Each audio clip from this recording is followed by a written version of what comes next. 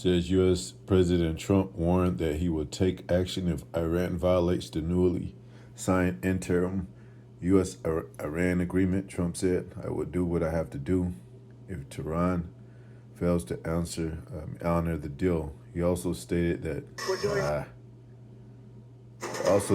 unfrozen Iranian funds should be used to purchase largely benefiting American We're doing very well.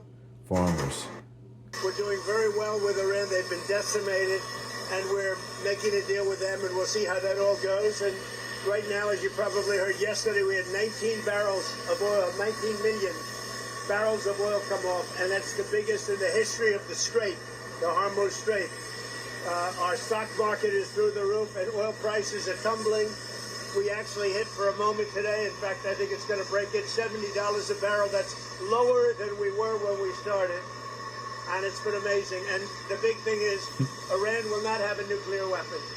We're doing. And that's all. That's what they're worried about. They're worried about engagement in an all-out war, nuclear war, which because they know, all the BRICS are going to be involved. I mean, they getting threatened every day almost by them, and also North Korea pops its head out every now and then to say they'll shoot nukes on America. And basically, if you know anything about, what was I going to mention? Liquidation and all that. And I got to get more into it, the carrying the supplies of through a canal or a peninsula, whatever, or opening those gates for import, exports, and the whole trading system of economic power, wealth of different countries. It has to lead to them trying to figure out a way that they can, have both access to have access to those resources to build for the economy and to build nuclear weapons. I mean, the main thing they're worried about is, the transferring of oil, or the carrying of oil, which I think, if I'm not mistaken, is another term for liquidation, because it's easier, instead of carrying big loads of oil and whatever other resources they would have to, transporting it from one region to another, it'll take more energy, more time. But if you could liquefy it, I guess, and contain it, to where it's more transportable, it saves money and energy. And, that's what they're shooting for. And for more power, with resources of the earth, and especially when it comes to war, they want to be protected, and so they're gonna have to have energy. Uranium is a good source of energy that they can use for nuclear power. So they're really concerned, and I think one of the reasons for the going back to Oppenheimer, even with the Manhattan Project, it was basically to develop nuclear capability before Germany, and as far as I've read, and so they're doing the same thing with Iran, same thing with the Eastern countries. They want to be the top head military, economic power and to where they're untouchable when it comes to nuclear capability. I mean, not even so much that, it's the authority, you know. So they can, if they could seize these countries, put tariffs on them, you know, close the border, open up and close the border when they will, because they have power to do so.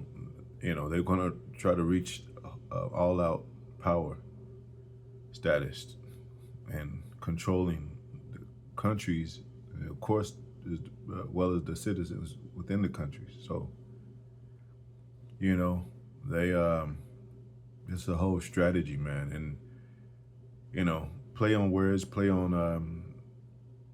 the stage of war. You already know we've come out with the scriptures. You know, you'll hear wars and rumors of wars. You know, but the end is not yet. So, you know, this is the Most High's calling with everything. His chess pieces, you know, I often refer to it as, you know, they have puppeteers on earth. They have an elite man on earth. But, you know, it's all the Most High is doing. The heart of the king is in the Most High's hand. So they don't even make moves unless the Most High orchestrated, you know, and they don't know that. But, you know, and he said out of his own mouth, he's going to do what he has to do. And that's according to the Most High. You know, Most High is going to do what he wants to do with these people, these men, these countries. But it's at the end of it all, like prophecy says, it's going to end up in a catastrophic war, which is the last war, the World War III, you know. And I know they're trying to avoid that. Of course they are, you know.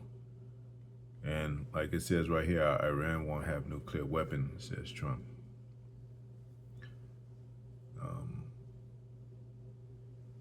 But, you know, if Iran doesn't, Russia does. If Iran doesn't, China does. If Iran doesn't, you know, some of them other smaller countries may have. North Korea, they threatened America many times before with nuclear, you know, war. I think one of their quotes was they'll turn America into a lake of fire, which is scriptural. It's in the scriptures, man. So, and Eastern world is, they're more prone to society. I mean, to, you know, to believing in prophecies than the Western world. They're more inclined, you know, to believe in prophecy than the Western world. So they'll have themselves fixed on prophets more than the Western world, which the Western world has prophets right on their soil. But they are concerned, you know, they are concerned. You have to be. Just like Nebuchadnezzar was concerned before his kingdom fell with his dreams. And I'm pretty sure Trump have dreams. I'm pretty sure he has dreams like Most High gives him. He's tossing and turning. He's at an older age. You know, he's dwindling away, and Most High definitely, I believe, sending him dreams. He won't talk about it, and if he did, he'll subliminally do it, and he won't tell you that it's prophetic or has anything to do with the Bible. But every now and then they will mention the Bible, and they will quote scriptures, but it has nothing to do with prophecy. They try to avoid prophecy at all costs because it gets in the way of their agenda. It clouds their head from focusing on their agenda, because it's like a plague of the mind, which is, it says in scriptures, plague of the heart. So anyway, I don't want to make this too long. We know the scriptures, man. You know, we know it's inevitable, it's imminent, it's You know, it's a what do you call it? It's a bad omen over America. It's a dark cloud over America, and it's just the timing factor now. You know, doomsday, the doom clock, 12 midnight, so forth. You know, yeah. But anyway, we'll see how it plays out. To the next video. Hopefully, it's edifying. Shalom.